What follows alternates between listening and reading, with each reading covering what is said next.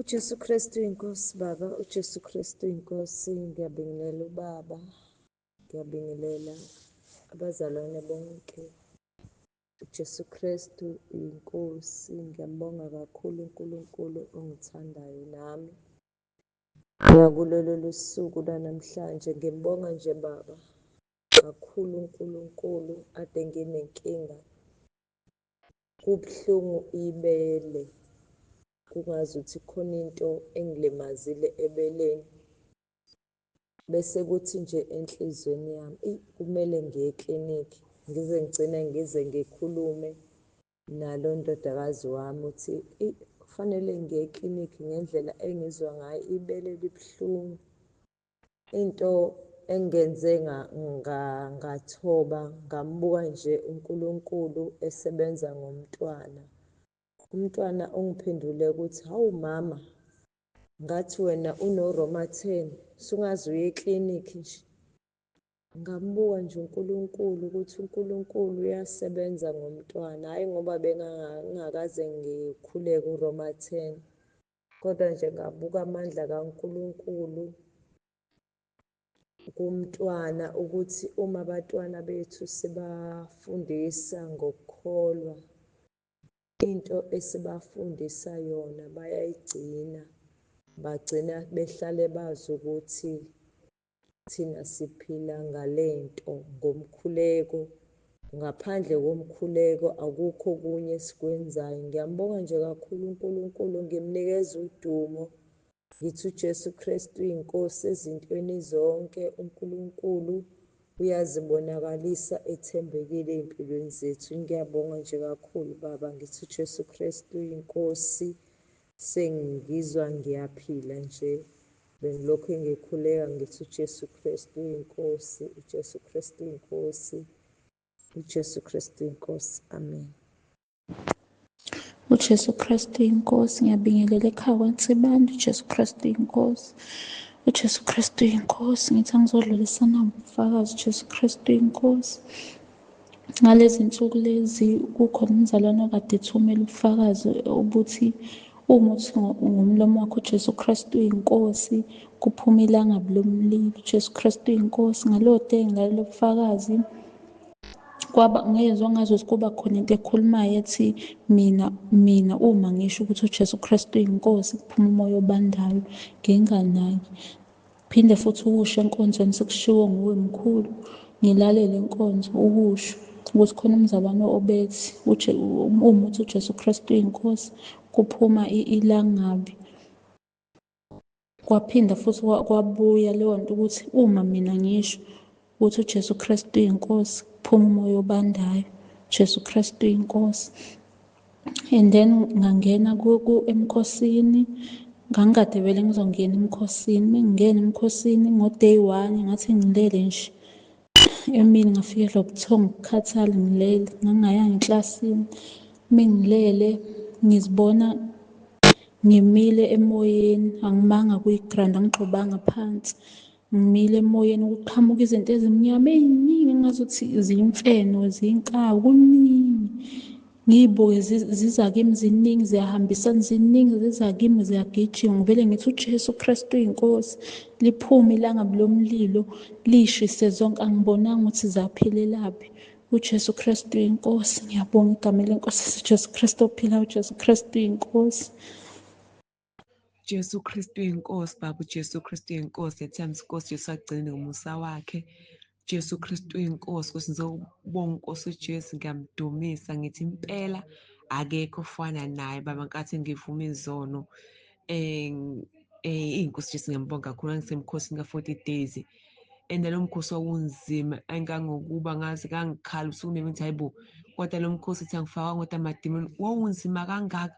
Ngishayeka spiritual, ngihamba ngizizwa ukuthi ngiyayihudula spiritual, ngikhala ebusuku, ngikhala emini, ngifunda iBhayibheli, ngizwa ukuthi unzima. Kodwa nje ngiyabonga inkosi uJesu, kwala ngisho nangosuku lwami lokuvuma izono, kwahamba gesi la ngasekhaya iviki ngathi nje, kodwa nje ngomusa wenkosi Jesu ngiyagibela nge-town. Nakhona nje kwavele nginenkinga ye-network, kodwa nje ngiyambonga inkosi Jesu, ngoba sakhuluma sasaqeda, ibaba wangikhulekela. ngangithi nganginenkinga lana nomoya wokuyibulala. Ngangingena emkhosini kakhulu, kodwa nje ukuthi kakhulu uma ngitshela umuntu Nkosi uJesu waphenduka ngempela. Noma njengaloya baba leyana owamukela uNkosi uJesu wayephethwe ikhensa, wamukela uNkosi uJesu. Ubungihlasela kakhulu umoya wokuyibulala-ke lapho. Ubungihlasela kakhulu, kodwa nje uNkosi uJesu wangithwala. Abo baba nkathi ngivuma izono wangikhulekela. Kusukela lapho uphele nya umoya wokuyibulala. Uphelile umoya wokuyibulala, awusekho.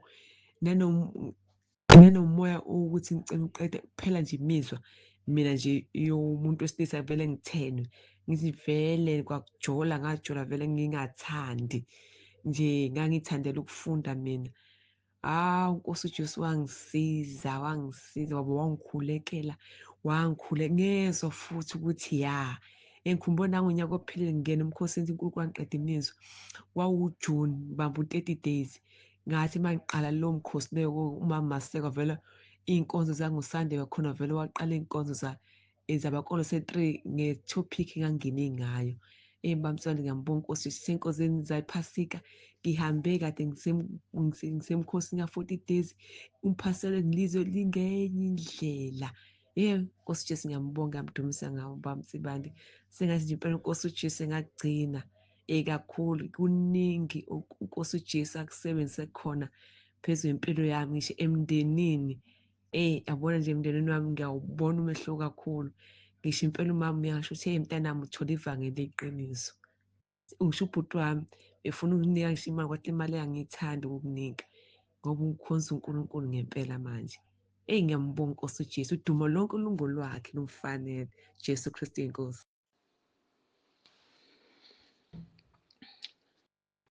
uJesu Kristu inkosi. Baba Mpostoli, ngiyabingelela egameni likaJesu. Baba, kukhona inkonzo ebilaphaya ebisemoliva kaNdlovu, ibingumgqibelo. Yebo baba, manje uNkulunkulu ngamuzwa baba engisebenzisa ngendlela emangalisayo umoya engcwele kuleyo nkonzo. Ngiyazilalela nje inkonzo zakho zonke, kodwa ayilena yangomgqibelo ebilaphaya eMoyi River. Kube sengathi nje inceko ngayiqabuka, ngawezwa amandla kamoya engcwele baba engibamba ngendlela emangalisayo ngaleso sikhathi ushumayela. Leyo nkonzo ngibusise kakhulu ngendlela uNkulunkulu akade egcwalise ngayo ngamandla akhe ibimangalisa. La maphakathi nendawo nje siya le ngasekugcineni bekungazuthi angazi ukuthi kwenzekani kimi, kulaphi. Ngezwa nje umoya engcwele nje ngibamba ngendlela emangalisayo baba, engisebenzisa ngendlela emangalisayo. Yafohla efonini, ngiyilalele efonini, wangigcwalisa ngamandla kuNkulunkulu ngamoya engcwele. Kwakhona nje okwenzekayo baba, kwavuka ukuthi angikudumise, ngimdumise kakhulu uNkulunkulu. Ngakhuleka ngesikhathi ngilalela inkonzo, ngakhuleka ngababaza amandla asezulwini baba. Siyambonga kakhulu umoya engcwele ngawe baba, akasenzele khona ngawe. Sicela nje uNkulunkulu akubiyele, akuvikele nasemoyeni wezitha zevangeli oliphethe, zingawukhinyabezi umphefumulo wakho. uNkulunkulu anginqobele ngekhathi zonke. Siyasizakala kakhulu, siyamuza umoya engcwele, esikhulise, esisiza, esilekelela, esikhanyisela ngey'fundiso nje nangenkokhelo nangentshumayelo. Kuyasisiza kakhulu baba Mpostoli. Ngiyambonga kakhulu uJesu Kristu ngawe baba. Inkonzo yakusebenza umsebenzi omangalisayo enhliziyweni yami, umoya engcwele. Ngambona Nkosi, ngambona baba engisebenzela ngendlela emangalisayo, engigcwalisa ngamandla amasha, engikhulisa elilazini iqiniso. uJesu Kristu inkosi, uJesu Kristu inkosi. Ngiyabonga ikhaya lezwi nasentabeni kaJehova kuyabonelelwa egameni kaJesu. Amen. Jesu Kristu inkosi baba, ngicela ukubingelela ubaba nomama wami. Baba, ngisacela baba ukwazisa ubaba ngento eyayiyenzeke lana uma si-intercede for ibandla ngomgqibelo, njoba ubaba ngake ngamazisa ukuthi uNkulunkulu ambule ukuthi si-intercede for ibandla ngoMgqibelo. Ibandla entabeni yendlu kaJehova kuyabonelela. Baba, before iPhasika sasi-intercede, sikuyi-intercession.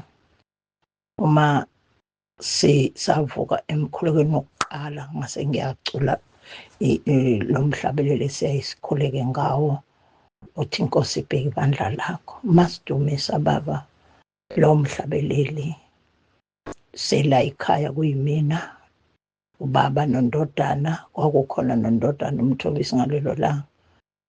Ngezwa i-alto Baba eyayicula kanye nathi, ngaze ngehlise yami ivoice, ngezwa masiqeda sengiyabuza kubazalwane, kanti sibangaki la? Bathi siwu-4. Ngabuza ukuthi niyizwileni le-alto ebicula nathi? Bathi abayizwanga. Mina Baba ngangiyizwe kahle. Uphindile-ke nakulo Mgqibelo futhi, kulo Mgqibelo siqale sadumisa before isikhathi esiqala ngaso intercession, sadumisa. Ngayiswa futhi le voice ecula i-alto.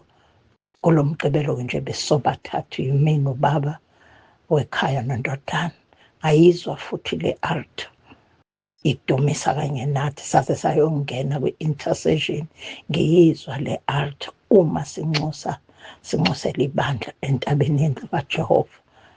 Baba, ngiyamangala, ngiyathoba, ngiyamangala ukuthi Nkosi uNkulunkulu uthumela ingelosi yakhe uma si-intercede for ibandla, and kwenzeka mas-intercedela ibandla entabeni yendlu kaJehova, yabonelelwa ibandla lakhe uNkulunkulu elingcwele.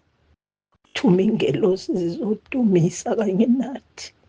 Jesu Kristu inkosi Baba, amen. uYesu Kristu uyinkosi. Ndiyabulisa tata, ndiyabulisa nakumama egameni lenkosi Yesu. Ndinobungqina tata last year ngoDisemba ndaye ndabiwa bubuthongo emini apha endlini. Ndalala ke kanti licebo likaThixo loba efuna uyondibonisa apho ndibhilonga khona. Ndafika ke endlini ithile, ingathi kule ndlu kuxhonywe ifoto yami, ifoto endiyixhomileyo apha endlini. Ndinxibe imibhaco, ndinxibe i-traditional, ndifake nentsimbi, ndihombile. Lo mzimba ke owawuphayana kulaa ndlu endandikuyo, elathi lizwe kusesihogweni, ndandinxibe imibhaco, ndinxibe i-traditional yam, ndinxibe iyodwa le ifoto exhonyiweyo, ndinxibile le mibhaco. Njengoba ndilele nje apha endlini ndinxibe iipijamas zam, phaya esihogweni ndinxibe imibhaco. Ndandihleli ke kule ndlu nezangoma. Kusithiwa ndilinde ukoyikekayo, indlela endandisoyika ngayo, ndandinoloyiko olumangalisayo engazange ndaba nalo before. Kanti ndisesihogweni uSathane sendimangalele already ngezinto endizigcinileyo. Ndizixelele ngezulu ngelo xesha ndithi ndibheke ezulwini ngoba mna ndiphila impilo yobungcwele kanti ndiyaphosisa. Ndizibheke esihogweni uSathane undimangalele. Lo mzimba ulapha emhlabeni ke wakhangela, wavuka, ndavuka apha ebhedini ndakhangela fast, ndaya ngqo kulaa mibhaco ndileqa ukuyoyitshisa, engathi kwakuphuthuma. Ndayikhangela le mibhaco ndileqa ukuyoyitshisa. Ndandisoyika ke ndijikeleza, ndihleli namagqirha phayana kulaa ndlu, ndihleli nezangoma, ndilinde okoyikekayo. Kanti ndihleli nje uSathane wandimangalela kudala, wandithatha wandibeka esihogweni, wandimangalela elinde ukuthi ngemini yam yokugqibela andimangalele ngalaa mibhaco. Ndandingenokwazi nokuyiphika ke ngoba imibhaco yam ndim straight, ndandisoyika ke. Ngeke ukwazi uziphika xa uSathane ekubonisa izinto owazenzayo ngoba yayizizo straight. Wanceda kuba ndavuka ngelo xesha ndayitshisa ke imibhaco, ndatshisa nezo foto. Ngoba kwathiwa ifoto oyigcinileyo yezinto ezingafunwayo nguThixo, iifoto zasezweni ziyaphila spiritual kwelakomoya, kumele ndingazigcini. Ndatshisa kwanto. Ndithi uYesu Kristu inkosi, amen. Jesu Kristu inkosi. Ngiyabingelela ubaba nomama nebandla lonke sentabeni indlu kaJehova yabonelelwa nasekhaya lezi. ngicela udlulise ubufakazi baba.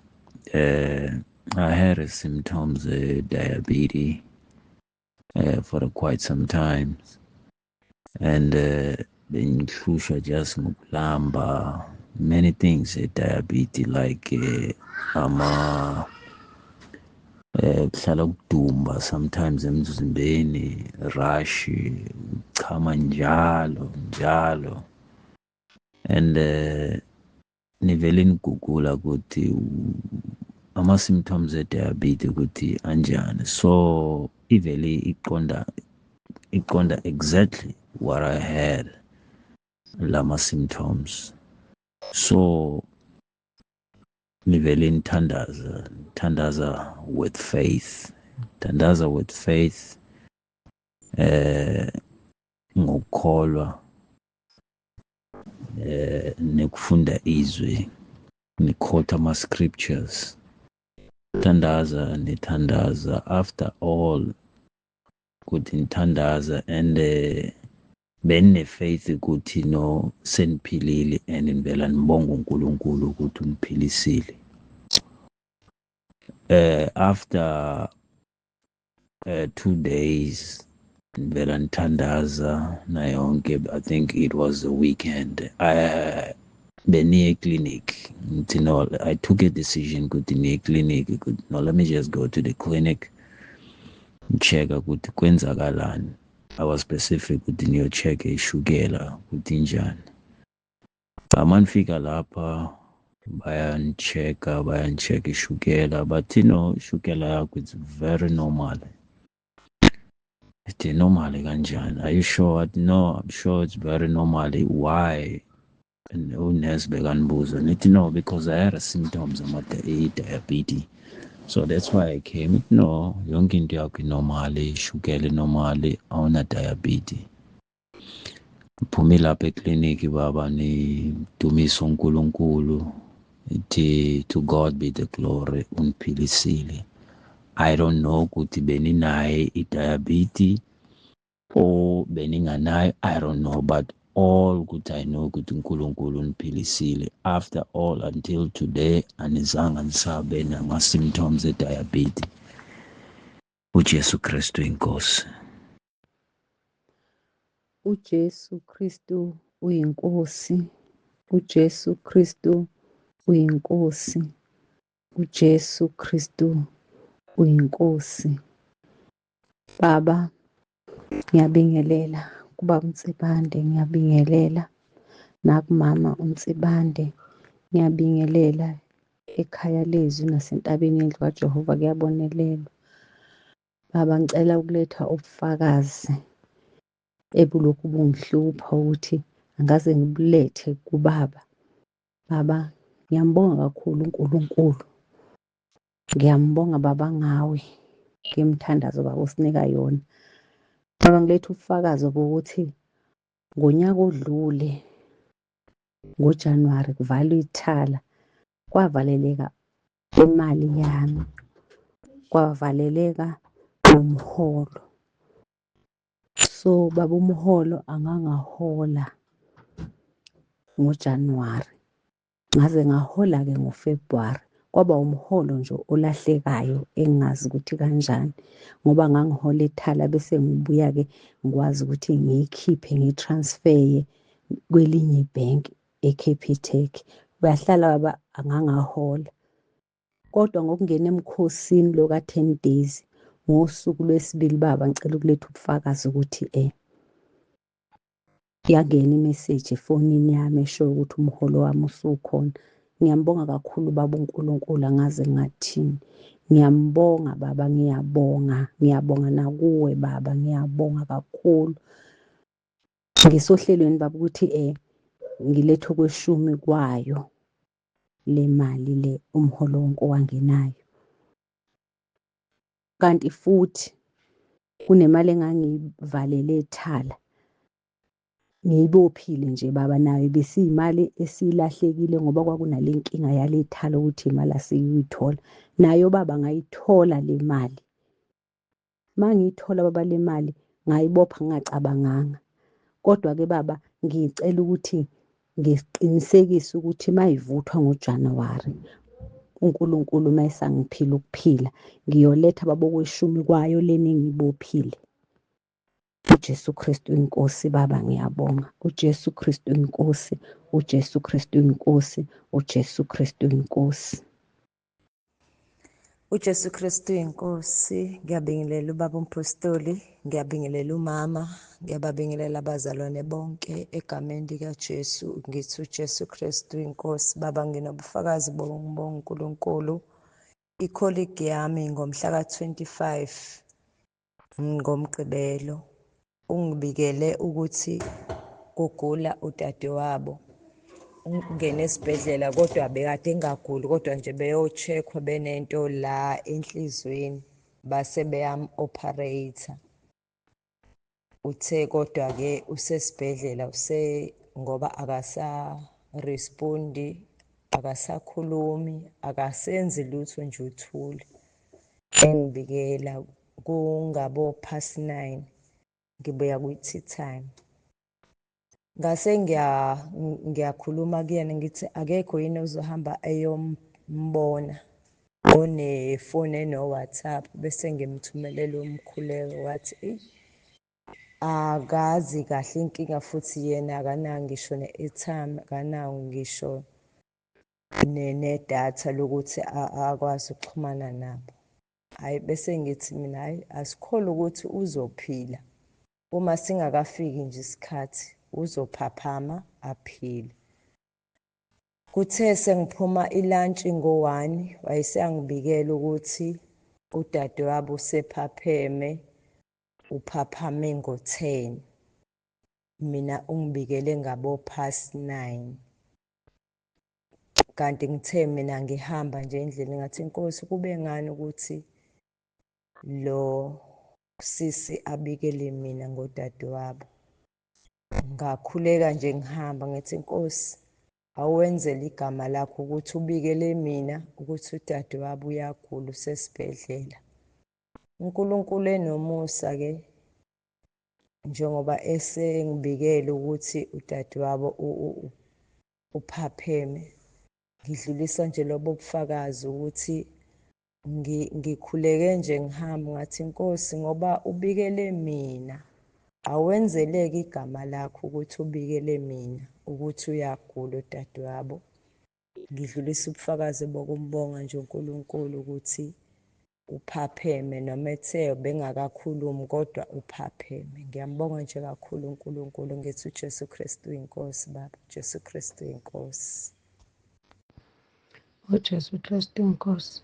Baba, ngicela uxolisa kuqala angathi echofa kephi kwavele kwangena i-video call.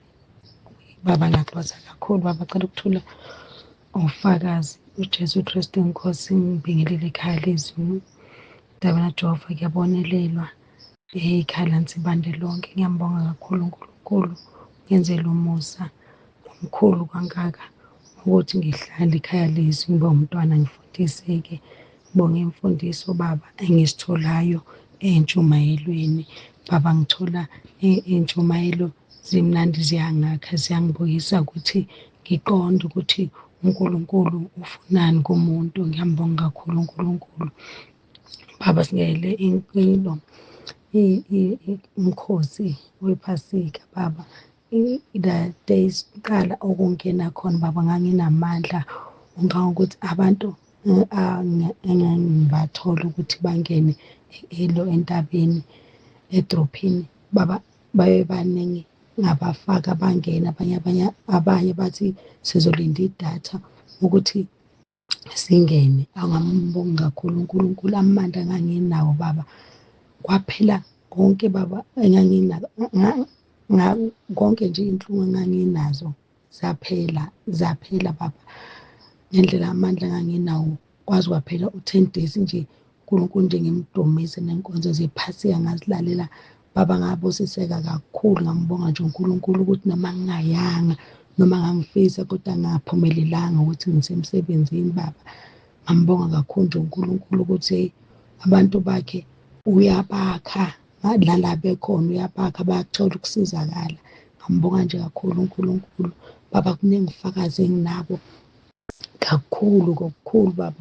Ufakazi uNkulunkulu angenzela bona nje umusa wakhe nje bukhulu obuye ngazo buletha ngokugcwele ukuze abantu bazi bakholwe ukuthi uNkulunkulu ufunani kumuntu. Baba uNkulunkulu ngenzela umusa, ubaba uNkulunkulu usemsebenzini, ngiyabonga baba. Cela nomkhululeko, baba umpho nomkhululeko baba. Yebo uRoma 10 ngiyakhululeka baba kakhulu, ngiyakhululeka ngilala ngivuka ngoba ngimdumisa njalo uNkulunkulu. Ngiyacela baba kakhulu bangikhona ufakazi of khona engifuna ukuletha sekugcwele baba, namaphepha akhona sengithi nje naku uNkulunkulu angenzele khona. Ngiyambonga kakhulu uNkulunkulu baba ngomusa wakhe. uJesu Kristu inkosi, uJesu Kristu inkosi baba. Ngizoletha ubufakazi baba buningi uNkulunkulu angenzela bona. Ngabe kade ngabuletha inkinga bengisadide ukuthi angenze kanjani. uJesu Kristu inkosi. uJesu Kristu inkosi baba. Cha, kule ndaba okhekhwa kwenamba nami ngayenza i-2 step, kodwa ikhona-ke into engiyiqaphelile ngoba iy'gebengu azideli. Kusho ukuthi ngokuhluleka-ke uheikha bayafonelana. Ngicabanga ukuthi bakhona abakwaziyo lokho, bayafonelana.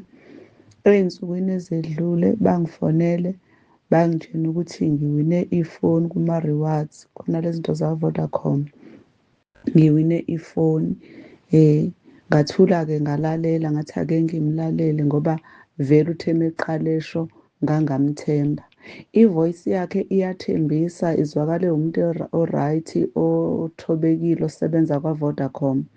Ngamlalela-ke. Ekumlaleleni kwami wakhuluma ukuthi ngiwine ifoni kuzofanele ngiyoyilanda esitolo sakwa-Pep noma sakwa-Pepcell noma uVodashop. Wangibuza, ngimphendula yonke imibuzo. Wangibuza-ke ukuthi ikuphi isitolo esiseduze, ngamtshena. Wathi hhayi kulungile ngiyasibona. Wayesethi-ke ngizothola ama-message, akufuneki i-ID number yami, akufuneki ma-bank details okukhombisa ukuthi ngempela le nto ayiyona ubugebengu. Ngathula ngamlalela. Wakhuluma-ke wayesethi ngizothola ama-SMS awu-3, iwona engizohamba nawo ngiye esitolo ukuyothatha leyo foni. Hhayi, ngathula ngamlalela. Wayesethi-ke khona manje khona-ke i-SMS ezongena. Nangempela-ke yangena. Ithe uma ingenile iy'namba eziwu-6, wayesethi ngamtshela ngathi singenile ngoba ngangimgadile, ngangimnika leli thuba ngifuna ukubona isiphetho sakhe. Ngamtshela ngathi singenile. Wathi ngicela-ke zikhona iy'namba ey'velayo eziwu-6, ngathi yebo yikhona. Wathi ngicela ungiphe zona. Ngabe sengithi-ke hhayi angikwethembi-ke, angikwethembi ngempela. Yini ndaba wasufuna iy'namba? Wathi cha, lezi y'namba izona engizofaka kwi-system ntontoni. Ngathi mina hayi mana kancane. Ngase ngitshela umfana ngathi kunomuntu la osho kanje. Base bevele bemmemeza-ke abafana bethi hey, uyisigebengu wena, wanyamalala lapho. Kusho ukuthi kube ngamnikeza lezi y'namba kwase kuzoba yona ndlela ahekha ngayo inamba yami. Ngiqonda ukuthi-ke noma ngabe i-2 step verification yenziwe, kodwa banazo iy'ndlela ezinye zokukwazi ukuhekha inamba yomuntu noma ngabe uyenzile. Kuphela nje fanele siqaphele lezo zinto ukuthi unganikezi noma ubanike uma kwenzekile bakufonela kwaze kwafika lapho. Ungabe usabanika-ke lezo namba ngoba kuyoba yona ndlela yokusenda. Ngale kwalokho kuyoba bakutholile-ke. uJesu Kristu inkosi. uJesu Kristu inkosi, uJesu Kristu inkosi. Ngiyabingelela Baba uNsibande, ngiyabingelela ekhaya lezwi, ngibingelele entabeni kaJehova kuyabonelelwa. Baba ngicela ukuletha nje ubufakazi obuncane. Baba ngisebenza la nje esibhedlela ngi-security, ngisebenzele egate-ini, abantu bayangena, abantu bayaphuma, ngiyabasesha baba. Ngelinye ilanga kube khona usisi ofikayo ame ngemoto yakhe osebenza khona la ekhaya, ngimseshe bese ngimsesha-ke bese siyaxoxa-ke, angibikele inkinga yakhe ukuthi unenkinga ekhaya, uhlala nomfowabo, umfowabo uyiwele lakhe, manje uyahlupha engazi ukuthi wenza izinto zonke ey'ngasile baba ezimkhuba umoya wakhe. Yena usekhathele, uyena usefisa ngisho ukumlahla, ufisa ngisho ukumdela ngoba uyamkhuza kakhuzeki, usekhathele, uwuhlupho ekhaya, akasazi naye kumele enze njani. Lathe lami-ke ngicela ukuthi-ke ungamlahli umfowenu, kuphela mkhulekele bese umnikeza uthando, mukhulekele bese umnikeza uthando, umfowenu uzoba right. Nami ngisathi ngiyacabanga ukuthi ngibakhulekise uma ngikhuleka, kodwa baba ngicela ukukutshela ukuthi kwaqhubeka iy'nsuku ngaphinde ngambona lo sisi futhi ngaphinde futhi ngamsesha ngoba ngisebenzele egeyithini. Ngase ngiyambuza ukuthi mina umfowenu usenjani, wayesethi ngingakakhuleki nami ngingakakhuleki. Uthi ngalelo langa lelo wathi ethe ebuya nje siqeda ukuxoxa, hawu umfowabo useshintshile, usenze yonke imisebenzi ekhaya, umuwashelile, uphekile, ukorobhile, useshintshile nje akaseyona leya nto leya umuntu ebehlala emathavela angabuyi angagezi enze yonke into engasile baba ongayicabanga yasezweni. Uthi ngalelo langa wathi ebuya nje wabuye esesindile ese-right baba. Uthi uyambonga kakhulu uNkulunkulu, nami ngiyambonga kakhulu uNkulunkulu baba, ngiyambonga kakhulu uJesu Kristu. uJesu Kristu uyinkosi, uJesu Kristu uyinkosi, uJesu Kristu uyinkosi. Amen. uJesu Kristu inkosi, uJesu Kristu inkosi, uJesu Kristu inkosi. Ngiyabingelela ekhaya lezi nasentabeni yendlu kaJehova, ngibingelela ubaba nomama, ngithi uJesu Kristu inkosi. Ngiletha nje ukubonga uNkulunkulu angenzele kona ukuba ngimnikeze udumo. Ungena nje kwami ekhaya lezi, ngiyambonga kakhulu uNkulunkulu owangithwala wangifaka khona la ngibona khona amandla kaNkulunkulu. Engizokubonga, ngangi-aplayile iphemithi yokulayisha abantwana ngonyaka odlule. Kwaba ne-delay, kwaba nenkinga, kwathiwa kusabaliwe. Kodwa ngomkhosi ka-10 days lo sizoya ePhasikeni, emva kwey'nsuku ey'ntathu kwangena imeseji evela ku-province ukuthi ngiku-waiting list, bayitholile imeseji yami.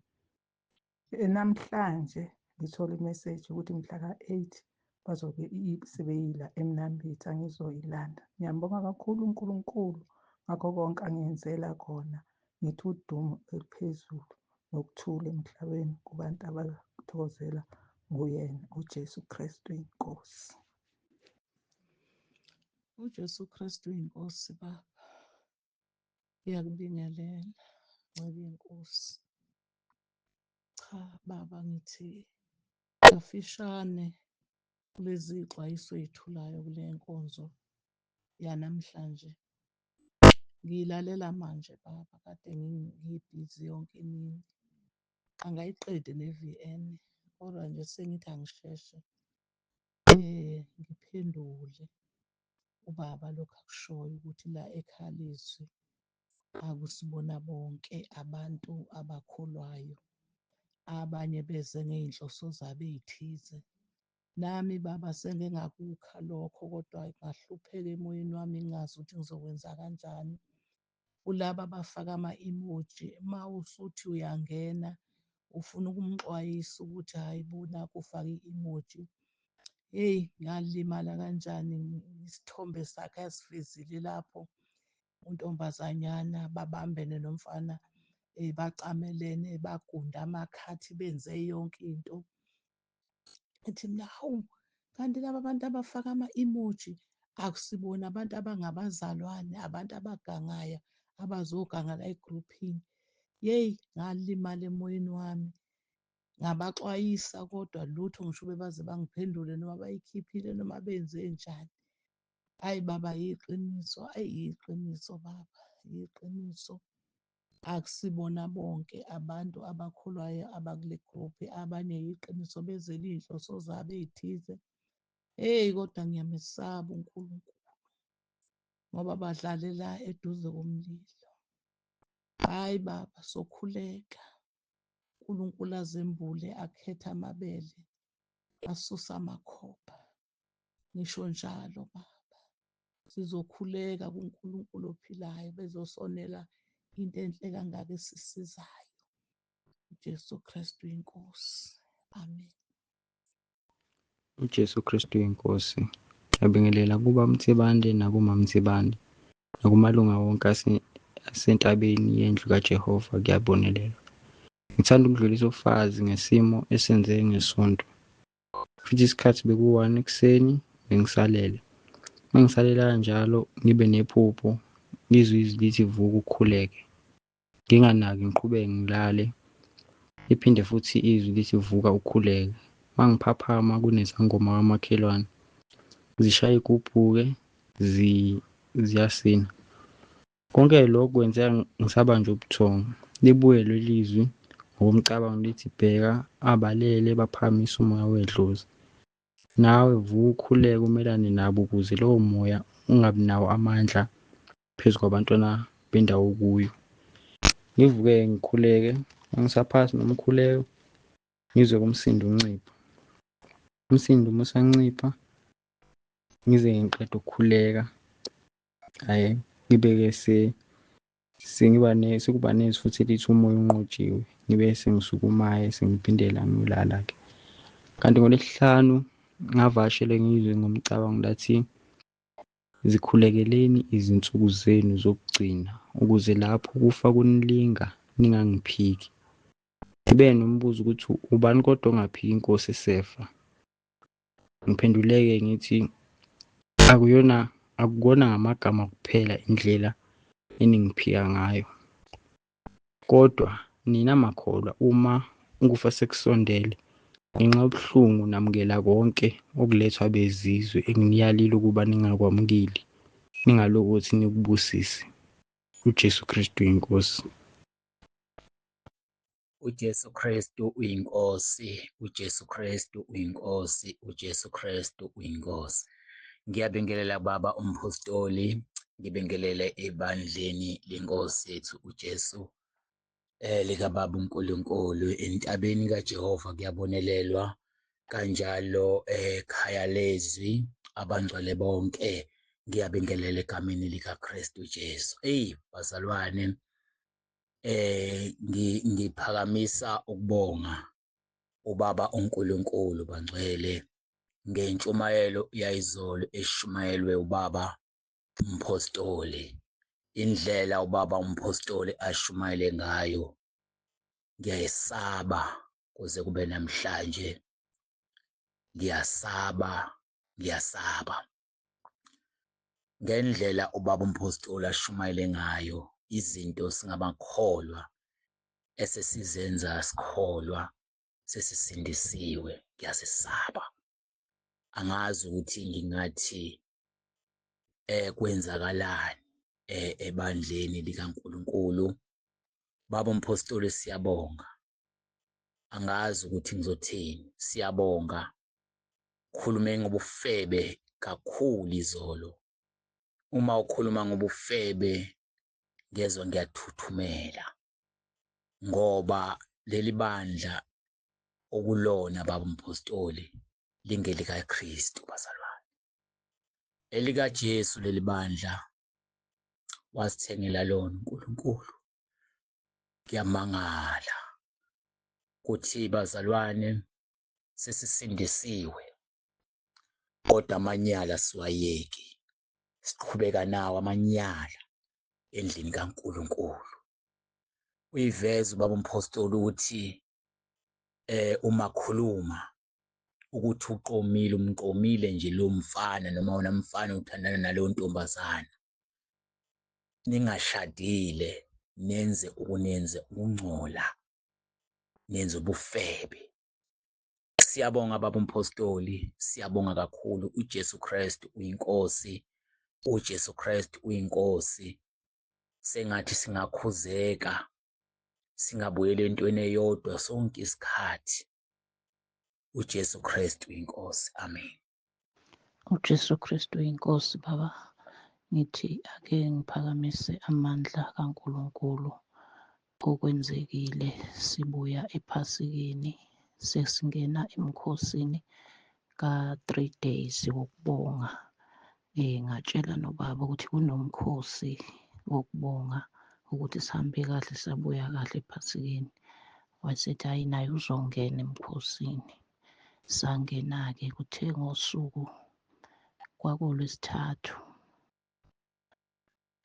kwakuLwesine, wahamba-ke waya ehlathini eyofuna iy'nkuni.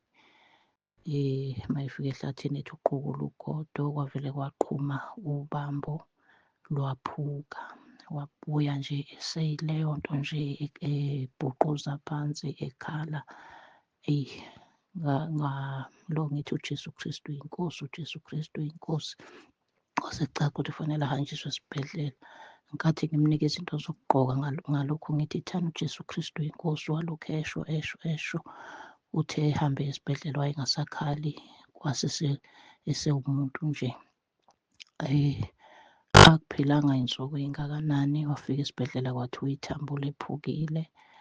Kodwa-ke abangamlalisa ngoba bathi ithambo vele aliphesheki, alenzeki lutho, alikhonkeki. Wahlala-ke bamnika lawo maphilisi i-Panado ne-Brufen, wabuya. Sahlala nje-ke, ngibonga kakhulu uNkulunkulu ngoba akazange athothobale iy'nhlungu uthi wayegcina ngalelo langa nkathi ethi uJesu Kristu inkosi. Ekubuyeni kwakhe sadanisa umvula umkhuleko siwukhuleka naye lo ka-May 18. Sakhuleka lo mkhuleko njalo nje. Kumanje ungeke usho ukuthi umuntu owaphuka ithambo akalele phansi wenza nje yonke into. Noma umbuka ebusweni uyambona nje ukuthi akanalutho. Ngibonga kakhulu uNkulunkulu, ngiyambabaza. Lo mkhuleko lo uyisimanga. Siyambonga uNkulunkulu, nokusho nje ukuthi uJesu Kristu inkosi kwenza izinto ey'nkulu. Ngithi nje uJesu Kristu inkosi, uJesu Kristu inkosi, uJesu Kristu inkosi. uYesu Kristu inkosi. Ndiyabulisa tata, ndiyabulisa nakumama egameni lenkosi Yesu. Oh my God, ndivuka ebuthongweni, ndinesitshilelo, ndinombono. Ndiyoyika tata, ndibona isibhakabhaka sibaleka ngamandla amafu, ajikile amnyama, aphinde ajika abomvu okwegazi, okungathi ngamafu la engathi kuzisitshi, but into e-more than isitshi. Ayabaleka nje, ayaleqa bheka phambili. Ezinye indawo zimnyama kakhulu, zidark kakhulu. Kwabe sekuvuleka ke ngokwisibhakabhaka. Pha esibhakabhakeni ndibona ke ubuqaqawuli bukaThixo, ndibona ilizwe elingaphaya. uYesu Kristu inkosi, into nje enhle. UThixo usibonisa ubuthixo bakhe babenguThixo, kodwa umhlaba isibhakabhaka esibe sizanyazanyiswa. Abantu bemangele, kuvela imibane ebomvu apha emafini, kodwa ngeli xesha sekuzolile, sekuvela isibhakabhaka, bekukho ubuqaqawuli endingabaziyo, ilayithi emangalisayo. Njengoba sithi apha emhlabeni kumhlophe, kodwa laa layithi yapha yilayithi e-more than ukukhanya, yikopi nje lesikuyo yobuqaqawuli yokukhanya. Ukukhanya okuvelileyo bekumangalisa. Sabe sesivalwa ke ngokwisibhakabhaka. Ndabe sendiphakama ke ndihambe ndikhwaza, ndishumayela ebantwini ndisithi uYesu Kristu inkosi, uYesu Kristu inkosi. Abantu bendilandela ndisithi masibuleleni kuYesu ngoba wasifela. uYesu Kristu inkosi tata, amen. Uyabathwala bakhe abahole endleleni. Jesu Kristu inkosi baba, uJesu Kristu inkosi. Baba, Nkosi yami, ngiyabingelela egameni lenkosi yami uJesu Kristu. Ngiyabingelela baba kakhulu nasekhaya, umama nomndeni wonke. Bengicela baba nje ukushera nabo ubufakazi. Kuthe baba last week, ngicabanga ukuthi uLwesibili noma uMsombuluko.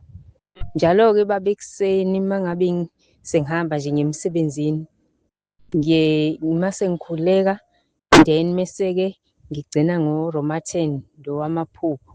uRomaten angihambi nje singawukhulekanga nje, kumkhuba nje wasekhaya. So-ke kusho ukuthi masihamba-ke baba ibhasi, angazi noma ngizothi baba umshayeli wethu oshayelela ibhasi noma akaboni kahle ekuseni ngoba kusuke kumnyama, futhi nje kuwest njengamanje njengoba nje kusebusika, and futhi ushayela uRafu. Konke lokho ngizokubeka nje ukuthi ngiyacanga ukuthi uRafu. Ngiye ngisho ngithi leli bhasi kahle kahle sesithwalwa uNkulunkulu, sesishayelwa inkosi uJesu uqobo lwalo. Ngoba ngiye ngikhuleke ngithi Nkosi uJesu, ngicela nje kube wena ophethe nje ibhasi lonke kube uwena obamba i-steering, konke kwenziwe uwena. Kuthe baba sisendleleni sesiqeda lo stop and go ngizothi wesibili le eMtimona, ngicanthi Monday. Hawu baba, cishe sangena ebhrindini nje kwenzeka inkinga ngoba ulise ngala uthe sebheke kulona ibhrindi secishe wahuhuluza kulona besizowela ngale and abantu balele. Mina ngilali-ke baba entweni ehambayo and futhi sishayelelwa nawo udrayiva kanjena. Uthe nje baba esebona ukuthi uyolifaka khona walijikisa leza ngapha kanti vele nangapha kuvimbe lezi zinto abavimbe ngazo ukuthi kungahanjwa emgwaqeni. Ngambonga uNkulunkulu, ngambonga baba, ngabonga amandla kaRoma 10, ngabonga nokuthandaza ekuseni baba. Ngiyafisa nje ukuthi wonke umuntu omzalwane noma ngaba usiye mawuhamba ekuseni uthathe uhambo, khuleka, nanoma usubuya futhi khuleka. URoma 10 baba, ngiyacabanga ukuthi ngoba ngiwusho nje ngiwuthandaza ekuseni ngibiyela wonke umuntu osebhasini nasemgwaqeni baba. Inkosi uJesu iyasivikela ngayo yonke indlela. Ngabuka ngathi hey, waze wanamandla lo mkhuleko. Ngiyabonga baba, nesikhathi sincane, kuningi umuntu angabuya kusho, kodwa ngiyabonga ngithi uJesu Kristu uyinkosi. Amen. Yesu Kristu inkosi tata. Ndiyabulisa kuwe tata nakumama Mzibande ngithi uYesu Kristu inkosi, nasentabeni endlu kaJehova uyabonelelwa, nasekhaya tata. Tata, ndizoxolisa. Ndisandula ukungena egruphini ndafaka i-emoji ndingayazi uba yi-emoji, ndingayibonanga kwayona uba ingene kanjani. Kodwa wathi xa undibhalela undibuza, ndothuka ukuba ndabe ndingayazi, ndancedwa ngumntwana wandibonisa watsho wandikhuphela. Kodwa zange ndixolise kuwe tata, ndaske ndathi mna andinophinde ndiyifake. Ndandithetha into endingayaziyo tata kuba ndandothukile. Ndicela uxolo kakhulu tata. Ezinye ii-emoji bendizifaka zijike ndikhawuleze ndizibone ndizikhuphe. Ndayilibala le nto uba uThixo akho nto angayiboniyo. Ndicela uxolo kakhulu tata. Ezinye ezimbini abazalwane bandibhalela bandixelela uba ndifake i-emoji ndazikhupha. Nalapho tata zange ndixolise. Ndicela uxolo kakhulu kubazalwane nokungcolisa umsebenzi kaThixo. Kwenye igemu tata ndenza i-voice note, iigemu ezimbini, kwifowuni endandinayo. Uthi xa ndicofa ivele yona uyibone seyigqithela ngaphambili. Ndothuka, kwakungecawe kusuku lokuqala. Ndathi ukothuka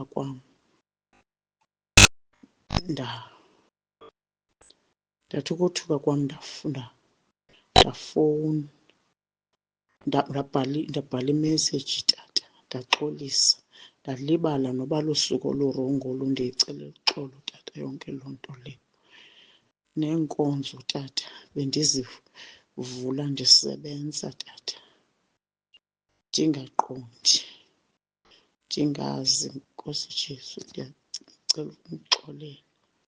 Ndicela undixolele tata, ndiyaxolisa kakhulu. Ndicela undixolele, undicelele uxolo nasenkosini, ndicela uxolo nakubazalwane. Ndiyaxolisa kakhulu tata, ndicela uxolo ngako konke ukona kwam. Ndicela uxolo kakhulu. Yesu Kristu uyinkosi tata. uJesu Kristu uyinkosi. uJesu Kristu uyinkosi. uJesu Kristu uyinkosi. Ngiyabingelela baba uMtsibande egameni likaJesu Kristu ophilayo. Ngiyabingelela kumama umpostoli uMtsibande egameni lenkosi uJesu Kristu ophilayo.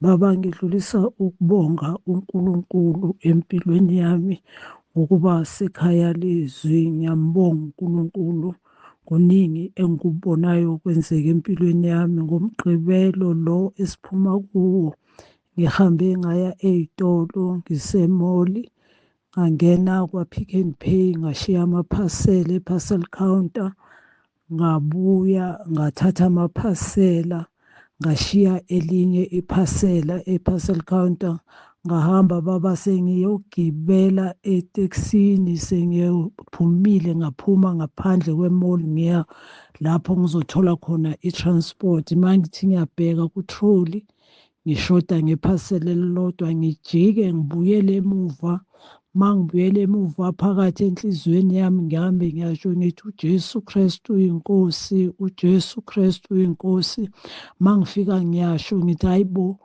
iphasela elinye angilithathanga ngazi kwenzakaleni iphasela elinye lisele la noma lenze njani bekunabantu babemva kwami abaningi balikhipha iphasela bathi mama ulishiyile iphasela ngabona amandla kaNkulunkulu ukuthi ngempela baba ma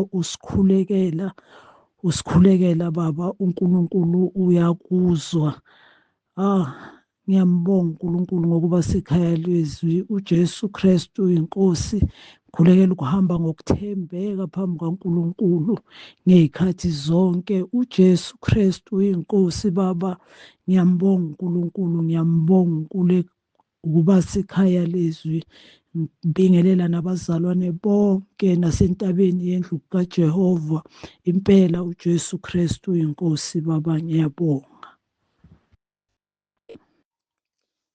Jesu Kristu uyinkosi. uJesu Kristu uyinkosi. uJesu Kristu uyinkosi. Baba umpostoli, mama apostoli, bafundisi bonke entabeni yendlu kaJehova kuyabonelelwa ekhaya lezwi. Abazalwane bonke nje ngiyabingelela.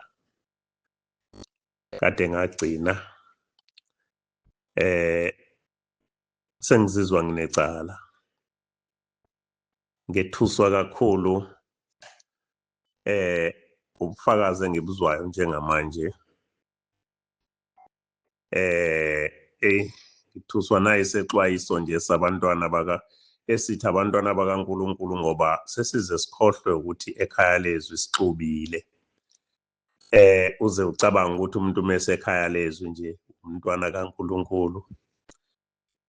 Kuningi ke okuvelayo okukhombisayo ukuthi cha,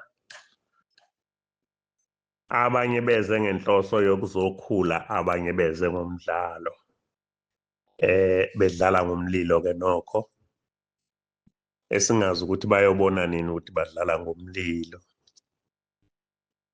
Kuyenzeka ke ukuthi umuntu agcine ngokubuka ukuxakeka kukababa umpostoli, ugcine okunye uthula nakho kube kubalulekile ubuka ukuthi saze sasincane isikhathi waze waxineka umuntu ubambe kulokhu kokugcina simphika uNkulunkulu ngesikhathi sokugcina ngenxa yeinhlungu.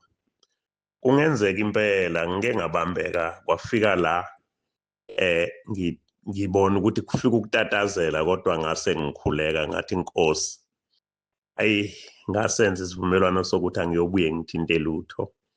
Bangcwele ngisasaba ngishiphilisi mina. Ngimnxusile uNkulunkulu ngaze ngakukhumbula ukuthi usifundise ngomkhuleko omkhulu iNkosi uJesu ngathi baba emkhulekweni omkhulu usuqedile wonke izinto esizicela emkhulekweni omkhulu. Usinike amazwi okugcina athi konke lokhu sicela kuwena ngoba umbuso ungowakho namandla nobukhosi. Ngathi namanje Nkosi angizuthinta lutho. Bengihlaselwe uhlangothi ngibona ukuthi ngihlaselwa uhlangothi luhambisana nezinto nje ezibhlungu. Ngathi Nkosi angithinti lutho konke kuzawuguquka kuwena nebala kuguqukile.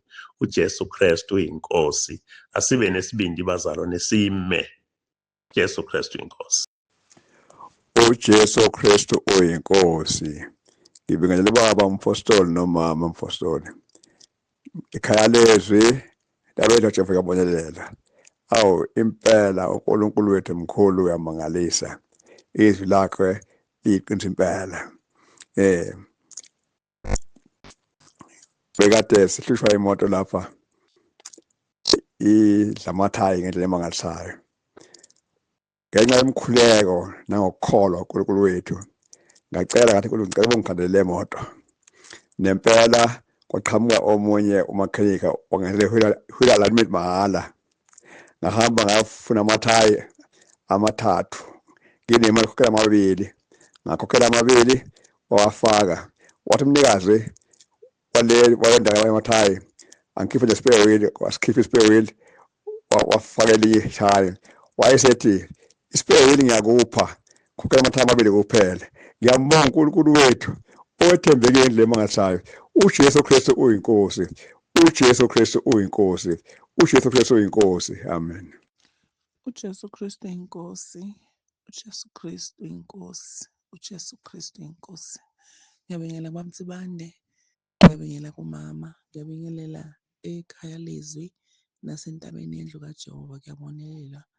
Ngiyabingelela ngesivumo sethu esithi uJesu Kristu inkosi. Ngiyabingelela egameni lenkosi yethu uJesu Kristu ophilayo.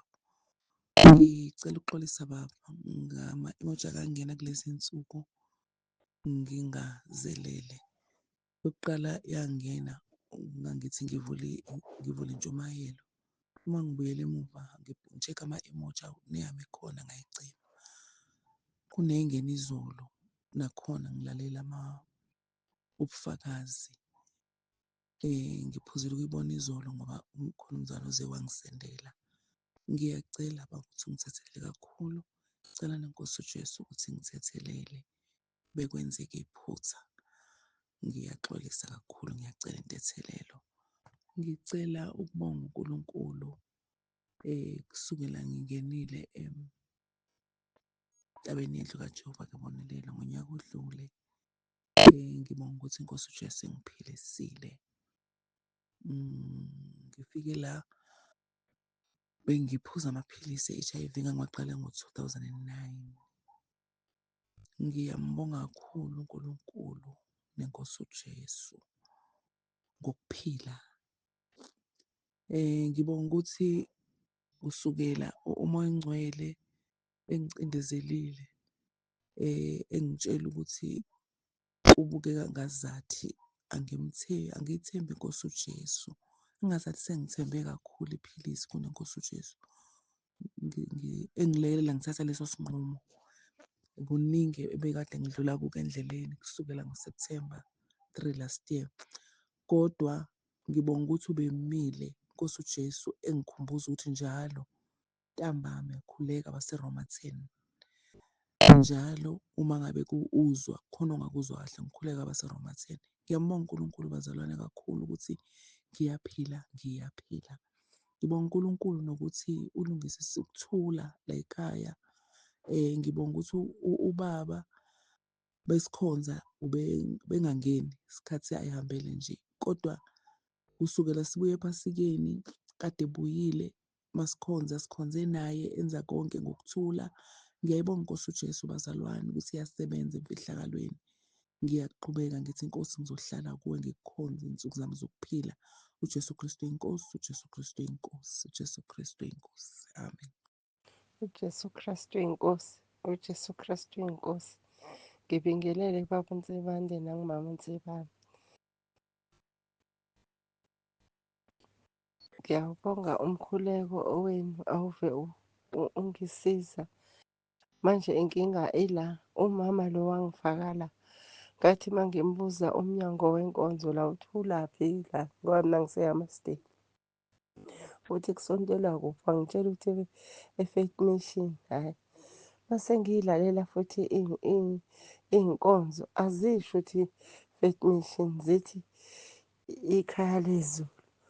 Manje angisazi-ke manje.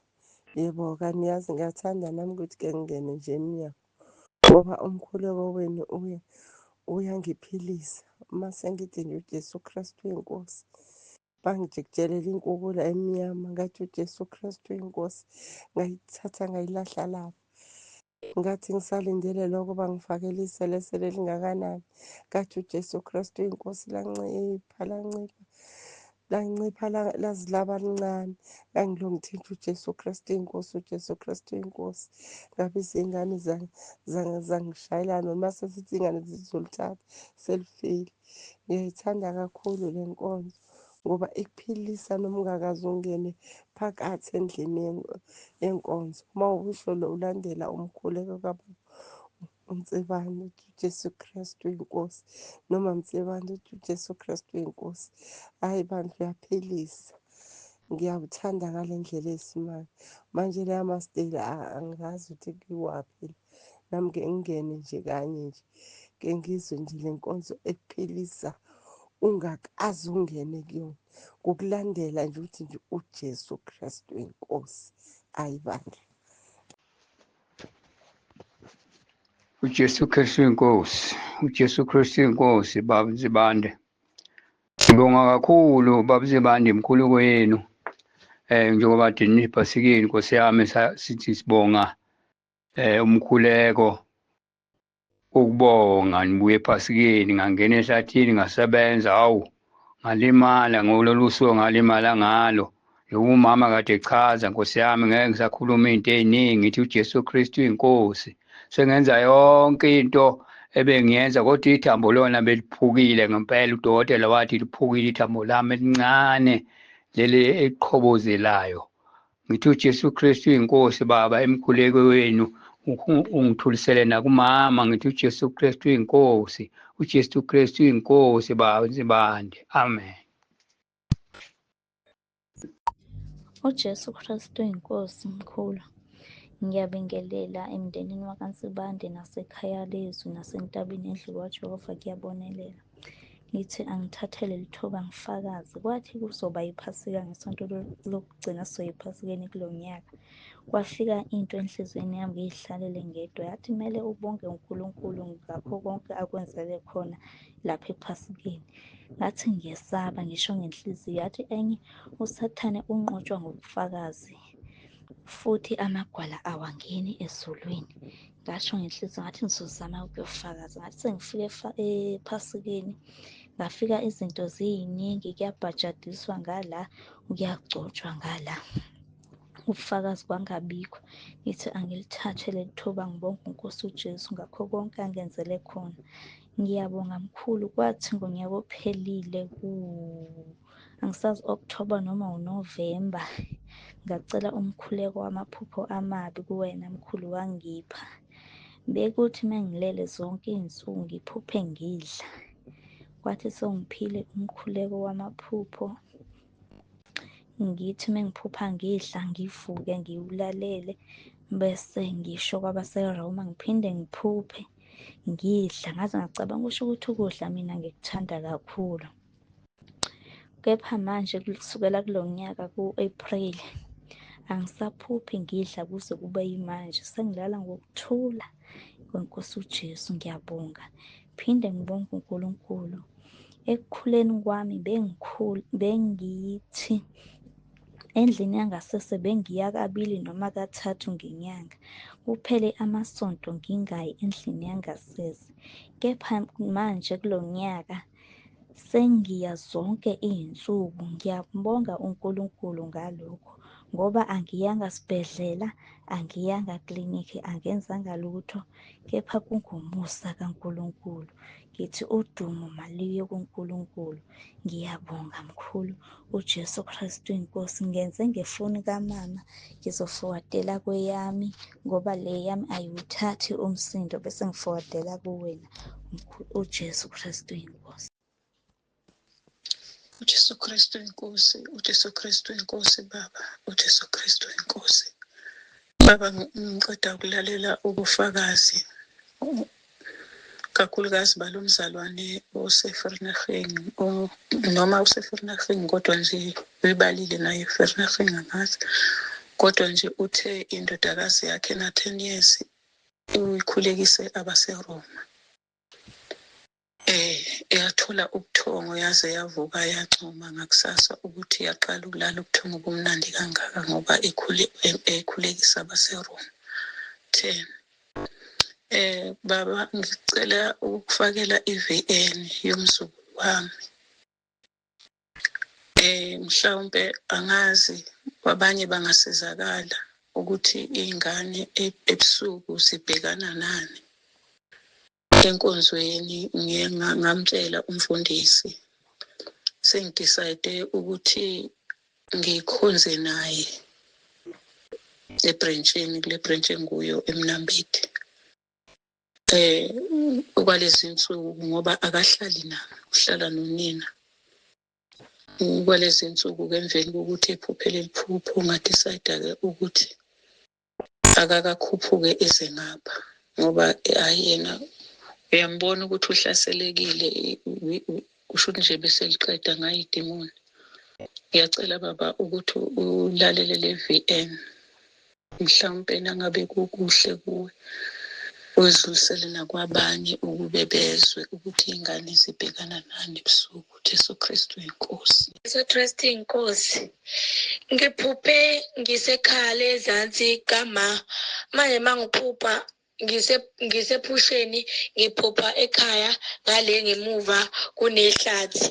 Bese kuba nomsele enzansi. Manje ngiyeqe mina esangweni, mangeqe esangweni shuthi kunelwane vele zasehlathini. Manje makunelwane zasehlathini ziqale zingilandele, zingijahe, zingiluma uhafu onyawo laka left nohafu onyawo laka right.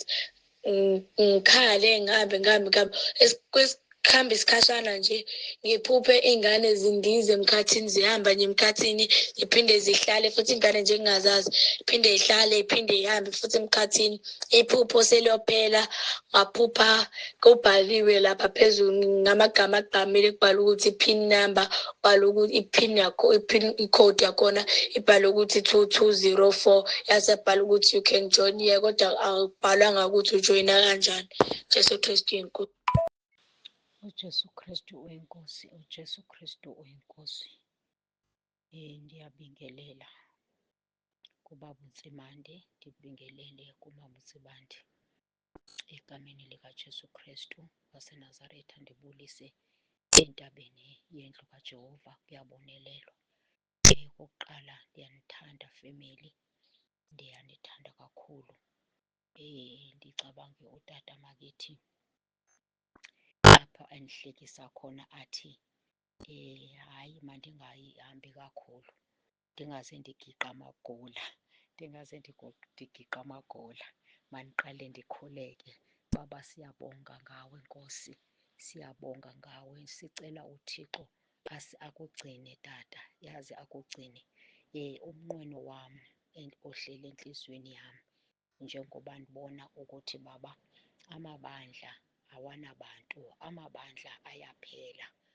UThixo makaloko isifihlile kweli lifu Baba, kweli lifu nathi size sifikelele apho sifuna ukufikelela kuwe tata. Kodwa injongo yami endikhuleka ngayo Baba, njengoba ekhaya lami liseMonfreya, nami ndiyathanda emkhulekweni wami ukuthi uThixo enze ukuthi nathi sibe nebrentshi eseMonfreya. Siyamcela kakhulu uThixo, ngumkhuleko wami endiwukhulekelayo, and enhliziyweni yami kuhleli Baba ukuthi sizomkhonza uYehova kunye nendlu yami, ngoba utsho njalo ezwini lakho uthi ngena Nowa nesizukulwane sakho. Ndiyabulela kakhulu Baba, bendinomntwana bebanjiwe ngenxa yemikhuleko tata. Nokunomntana obebanjiwe uye wahlaba i-boyfriend yakho, umuntu ebekethandana naye, wambulala tata. Kwakungekho lula tata, kodwa uThixo wanimisa. Uye wathi ke ngenxa yoba ndimane ndivula imikhuleko, uye wafumana ibheyili ye-5,000. Uzophindela ke ngoku tata abuyele nge-4 tata, uyingona ke ngoku ezabe eyoxoxa ityala. Ndiyamethemba uThixo tata ohamba nawe, nathi sikhona phakathi kweli bandla uThixo ukuthi uzokwenza, uThixo uzokwenza, ngoba unguThixo ongondlela azaziwa. Enkosi kakhulu tata, enkosi. uJesu Kristu uyinkosi, uJesu Kristu uyinkosi. uJesu Kristu inkosi, uJesu Kristu inkosi, uJesu Kristu inkosi. Ngiyabingelela baba, ngibingelela nakumama, umndeni wonke wakwaMtsibande, abazalwane ekhaya lezwi nasentabeni yendlu kaJehova kuyabonelelwa. Izolo kade kuwusuku la kungena khona isifundo kuwozani isithethe indaba. Kulesi sifundo ngilitholile nami ithuba lokuthi ngifakaze. Kuthi ntambama sekuhwalala bese kufika isithongo bese ngiyalala. Ngilala vele ngisazovuka bengiwashile phandle ngiqoqeni nani phandle. Kulebo buthongo ngibona ngisebhrentshini ngokujwayelekile nje ibandla elijwayelekile. Kodwa ubaba umpostoli uhleli la kuye kuhlale khona u-keyboard player mangabe kusuke kubhabhadiswa. Ulapho usetafuleni uthatha amamake kuwo wonke umzalwane osukumayo efakaza. Kungethusa ukuthi hawu ubaba usethatha amamake enkonzweni na, ibuye ingqondo ukuthi no, inkosi uJesu uma ngabe usukuma ufakaza noma ufakaza noma ngani ekwehlelayo enhle noma uNkulunkulu akwenzele yona, uyajabula kakhulu uthatha amamake ngalokho. Ngiyambonga kakhulu uNkulunkulu ngoba isihloko sayizolo besithi sihlala kanjani emvenini. Impendulo ithi sihlala ngokungaphikisani nentando kaNkulunkulu. Kuyintando kaNkulunkulu bazalwane ukuthi sifakaze ngezinto inkosi uJesu esenzele zona. Ngiyambonga kakhulu uNkulunkulu, ngithi uJesu Kristu inkosi, uJesu Kristu inkosi, uJesu Kristu inkosi. uJesu Kristu uyinkosi, uJesu Kristu uyinkosi, uJesu Kristu uyinkosi baba. Nasemini yantambama ngiyakubingelela noma nomndeni wonke. Ngiyaxoxa kakhulu baba, ngiyazi ukuthi inkosi yami bengingafaka something, kodwa nje ngicela ukudlulisa lokhu ubufakazi ngoba kuthuleke kimi ngenjabulo. Kukhona nje into ebisenzeka, khona umuntu obehlala la njalo uyachela, bebesenza nje izinto obonayo ukuthi hayi noma bethi kukhohlakala umncane futhi lo muntu wesifazane. Kube sekusiba nelanga nginqume ngithi ngifuna ukumbuza and ngimtshele ukuthi you have to stop ngoba ngikhathele lento yakho. Ngithe uma ngisesinkini kwabe kukhuluma ivoice yathi wothula ngokulwela. Ngathula, hayi wangathi uyaqhubeka nje amavikinyana ngama ekukhulekweni kanti uzostop. Iqhubeke lento le, ngibe nalento ukuthi ngifuna ukumbuza uma ngimbona esenza lento. Ibuye lento yokuthi ukubula ukuthi kuthiwe wothula ngokulwela. Ngathula-ke baba. Wabona uNkulunkulu khona lelizwi elikumahubo 118 verse 12 no 13 ethi bayangibunganyela njengezinyosi, bagcimeka njengomlilo wameva, egameni likaJehova ngiyakubachitha. Ngangingazi mina baba ukuthi uNkulunkulu mayithi kimi wothula ngokulwela kunamagroup angaka including amalungu omndeni. Vele wona omunye uke wafaka ama-WhatsApp message wathi awehlise kancane lento yakho yokuthi uJesu Kristu inkosi, suzungathi azidonsi kahle ekhanda. Yini yona leyo? Omunye wangibuza ukuthi ngikhonzaphi, vele likuphi leli bandla, like omunye useyiyoni, omunye useChurch Apostoli. Kulama group lawa imsho baba abe-4 kuhlangene nezinyanga, kuhlangene nabo laba beyiyoni. Kuthiwa kufuneka lento engaphakathi kima, lento be isithunywa ke leso, yiso lesi esifunakalayo. Ukukholwa kumelanga ukuthi ngiyaqhubeka ngiyakholwa, kwakuthandaza kumelanga ukuthi ngiyathandaza kwenzeka izinto, kwakusebenza like ngendlela bekungakhona. uNkulunkulu ube ngathi udlala ifilimu baba, washaya uNkulunkulu waqothula. Sengithi uma ngiphumela ngaphandle following day ekuseni ngibone ngabantu baba abashalazi. Kuthe uma ngithi kwenilanga evikileli ngihlaselwe izangoma, ngaze zingakanani baba, zingihlasela izangoma, ngibona ukuthi ngisho ngihambe ngithi in the mighty name of Jesus Christ, ngeke ngisho kanjalo, ngiphinde futhi ngithi uJesu Kristu inkosi. Kube sekusiba nesinye isangoma ngisibone lesi njalo mangithi sangoma, sengithi ngiyasibona emalangeni isangoma. I think uma kungekho izolo ngolesithathu ngolesibili NgoLwesithathu bangisibona isangoma baba, isangoma sile sibaleke singena emzini waso uJesu Kristu inkosi. uJesu Kristu inkosi baba, ngiyabingelela ubaba uNsibande egameni lenkosi uJesu. Ngicela ukudlulisa abaphuphe inkinga abalale eMarburg, uJesu Kristu inkosi. So I dreamt ngila engakhulela khona, and then outside there is a white car parked. Ngibona intombazana, kuyehla intombazana engisebenza nayo.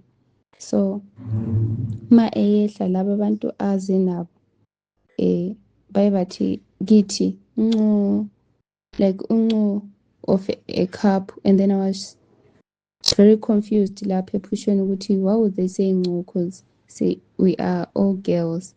And then iphupho liqhubeke ngathi manje sengisesikolweni esikolo where I did my grade 8, and then kuye kwangena umseleku ehamba naye leyo ntombazana, then intombazana yona yami iminyango. Umseleku uma ingena uthwele a contract and a pen, then wabuya wahlala phansi and he was about to sign, and then he asked ukuthi does anyone reject. That was all he said. He said does anyone, umseleku the Stembu present. So then wabuza wathi does anyone reject, and then I looked confused lapha ephushweni, but then ngithanda umbonga kakhulu uNkulunkulu baba, because kwaye kwaqobuka a bold voice inside of me yathi I reject, because nami ngaye ngamangala ukuthi ha yimi engikhulumile. The voice was very bold. So okay, mayithi the voice mayiqeda ukukhuluma wathatha waphuma speed, then kwaza neleyo ntombazana ngathi mina ngiphethe impahla zayo, then wafika wathatha her belongings naye wahamba. And then there is this one oye wakhomenta wathi yo besimangela ukuthi like uthi besibuka ukuthi into enje izoyenzeka.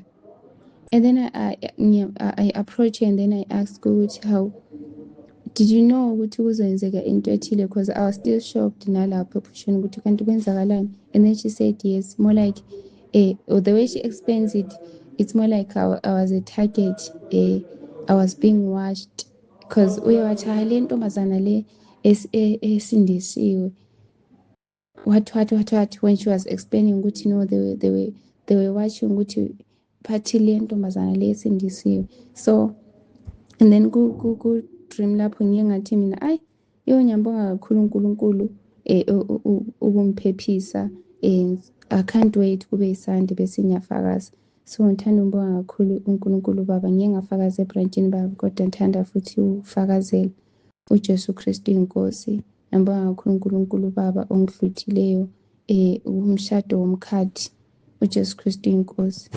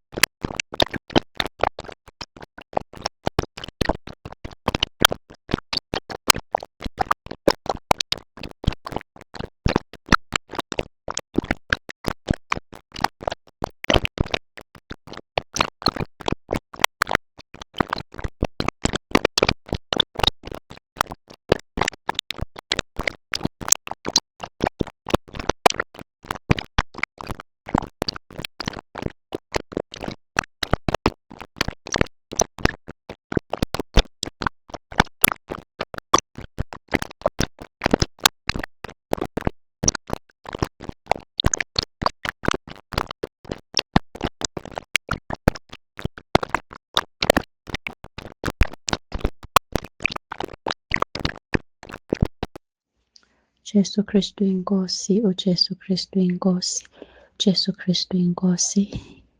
Ngiyabingelela ubaba benomama Ntsibande, ngibingelela abazalwane ekhaya lezwi, ngibingelela abazalwane entabeni yendlu kaJehova kuyabonelelwa ngesivumo sethu esithi uJesu Kristu inkosi. Baba, bengicela ukubonga umusa uNkulunkulu Baba ngenzele wona. Last year sekuzophela unyaka ngangena emkhosini ngikhulekisa umshana wami okade eqeda umatric ngo-2004. Wahlala unyaka wonke wa last year 2025 engafundi, engasebenzi. So ngimkhulekisa nje ukuthi ngiyacela ukuthi uNkulunkulu Baba amenzele umusa, athole umsebenzi okungcono noma athole isikole kunokuthi ahlale, ngoba iy'ngane mekungekho into eziyenzayo zi-end up sezenza izinto ey'rongi. Ingane yomfana le umshana womfana and zi-end up zenza izinto ey'rongi. Ngamkhulekisa nje ukuthi uNkulunkulu Baba ambusise noma ingumsebenzi noma athole isikole ahambe ayofunda, kube khona akwenzayo. Kuthe kulo nyaka nje ngezwa kuthiwa nje unokuhlupha, useqale nokuphuza. Ngazibuza ngathi Nkosi yami, yini bengamelanga yini ngimkhulekise nje, nganimbuza enhlizweni yami bengamelanga yini ngize ngingene emkhosini ngimkhulekise. Kuthe nje enyangeni edlule noma 2 months back ngezwa kuthiwa uyasebenza, uthola umsebenzi. Ngambonga kakhulu uNkulunkulu Baba, ngambonga nje, ngiyamdumisa uNkulunkulu Baba ngomuso ongaka ngenzele wona. So nje ufocus nje emsebenzini nezinto ezingalungile angisezwa kuthiwa uyazenza. Ngiyambonga kakhulu uNkulunkulu Baba. uJesu Kristu inkosi, uJesu Kristu inkosi, uJesu Kristu inkosi. Amen.